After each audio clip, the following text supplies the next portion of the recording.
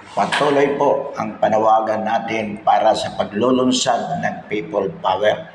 Pumunta po tayo mga kababayan, mga kapatid, mga kabarangay, sa veterans at sa EDSA po. Nang sa gayon po, wakasan ang pagsasamantala ng Marcos Araneta Romualdez sa ating bayan.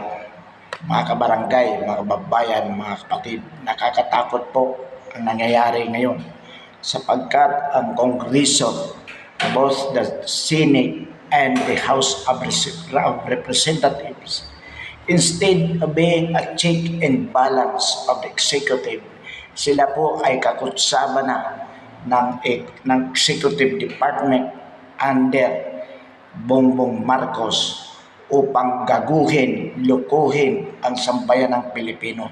Pagnakawan po gawin, ginagawa po nilang mafia ang gobyerno laban sa interes ng masang Pilipino. Kaya po muli ang ating panawagan sa sambayanan, magkaisa po tayo, kapit-bisig, pumunta po tayo sa veterans at sa EDSA, suportahan po natin ang ating Vice Presidente na si Inday Sara.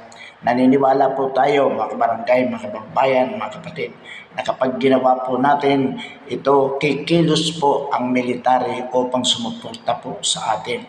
Naghihintay lang po ang military at ang PNP na kumilos ang sambayan ng Pilipino at sila po ay gagalaw upang sumuporta sa atin at mapalayas ang bangag na Pangulo kasama po ang tiwaling Kongreso, the 19th Congress.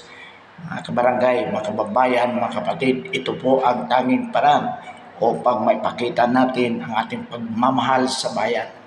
Now na. Ayun na po. Maraming salamat.